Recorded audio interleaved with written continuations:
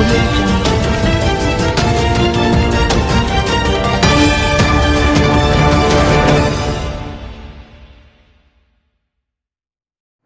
नमस्कार, मैं हूँ यथार्थ शर्मा और आप देख रहे हैं नेशनल रफ्तार न्यूज़।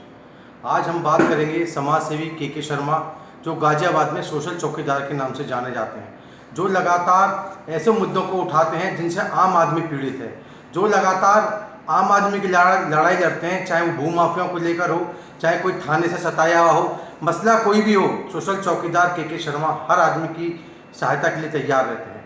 आज के शर्मा एक ऐसा कार्य कर रहे हैं जिससे कि एक ब्राह्मण समाज के लिए एक ऐसे कार्य हैं जो वास्तव में ब्राह्मण हित की बात करते हैं। सोशल चौकीदार के शर्मा मंदिरों में काम करने वाले वेतन भोगी या जो चढ़ावे पर कार्य कर रहे हैं, पुजारी यानी अर्चक, उनकी मदद कर रहे हैं। और ये वो कार्य है जिससे इस समय वास्तव में अर्चकों यानी पुजारियों को जिसकी आवश्यकता है।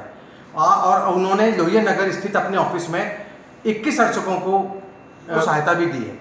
इन्हीं सब मुद्दों को लेकर हम आज सीधी बात करेंगे समाज सेवी और सोशल चौकीदार के शर्मा से।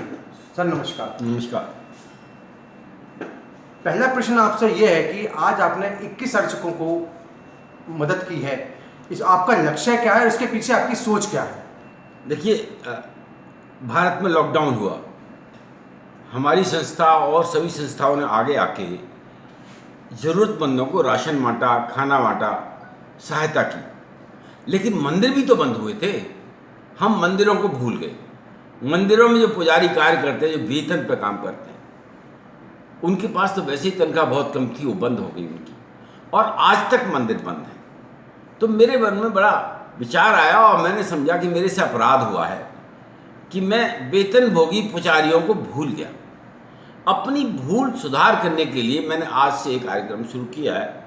आज कुछ इस तरह के ब्राह्मण पुजारी किसी जाति का हो, पुजारी होता है, मैंने उनको बुलाया और उनको एक पैकेट राशन का, जिसमें चावल, दाल, तेल, घी, इस तरह की चीज़ें थी, वो दी हैं, और उनके सम्मान स्वरूप छोटी सी दक्षिणा उनको दी है। और मैं कोशिश करूँगा गाजियाबाद के समस्त मंदिरों में इस तरह के जो पुजारी हैं, जो गरीबी से जूझ रहे हैं, उन तक अपनी सेवा पहुंचा पाऊँ। अब मैं समझता हूं कि ये सेवा सीधी सीधी भगवान की सेवा है, और मैं तो गरीब को ही भगवान मानता हूँ। गरीब ही मेरा भगवान है, और मेरा सारा जीवन गरीबों की सेवा में इसीलिए निकला है कि मवई अंशे जीव लोके, ये जीव मेरा अंश है, ऐसा भगवान ने कहा।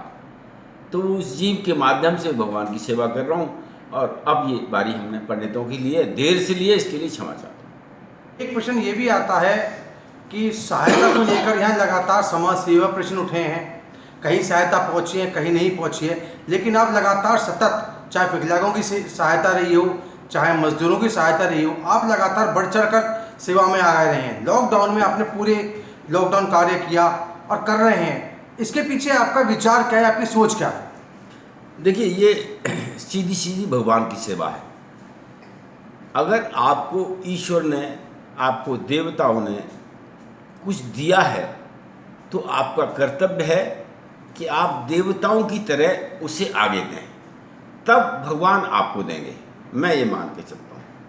बहुत सारा धन हो जाए तो कोई साथ तो जाएगा नहीं। यहाँ किसी के चेहरे पे प्रसन्नता आ जाए, वो सही माने में सेवा है, और मैं इस काम को करता हूँ यथासंभव, जितनी मेरी सामर्थ्य है मैं करता हूँ। समाज सेवी के शर्मा ने सोशल चौकीदार के माध्यम से भूमाफियाओं की लड़ाई लड़ी, इसके पीछे आपका विजन क्या है?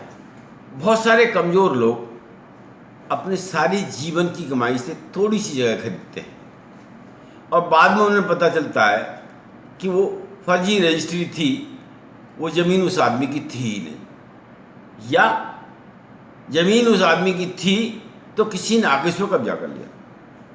अब सिविल न्यायालय जाने की बात पुलिस कर देती जब ऐसा व्यक्ति थाने पहुंचता है, और सिविल न्यायालय में 3 पीढ़ियों में फैसला होता है। मैंने प्रशासन से बात की कि भाई, जो फर्जीवाड़ा है वो सिविल कोर्ट का विषय नहीं है, वो आईपीसी का विषय है। वो आईपीसी के अंदर क्राइम हुआ है, कम से कम उस गरीब को तो बचाओ। तो गरीब अपनी बात आगे नहीं कह पाता, कमज़ोर अपनी बात आगे नहीं कह पाता। मैं प्रयास करता हूँ उन बातों को प्रशासन की और सरकार की तक पहुँचाया जाए ताकि उनको न्याय मिले, और बहुत लोगों को न्याय मिल पाया ईश्वर की कृपा से। समाज सेवी के शर्मा का उद्देश्य क्या है और उनकी लड़ाई क्या है? आज बहुत सारे विषय हैं। एक विषय मैंने भूमाफिया को बताया, एक विषय सूदखोरों का बताने जा रहा हूँ। सूदखोर 5% प्रति माह यानी 60% प्रति वर्ष के हिसाब से ब्याज वसूल करते हैं, कोई दे ही नहीं पाता, और उस चक्कर में उसकी जितनी संपत्ति होती है वो सारी चली जाती है, क्योंकि कागज पर कुछ होता नहीं है, लिखित में वो कहीं नहीं फंसते। जिस तरह के सूदखोर है, ऐसे ही भूमाफिया ना अपने नाम से ज़मीन खरीदते हैं ना अपने नाम से बेचते हैं।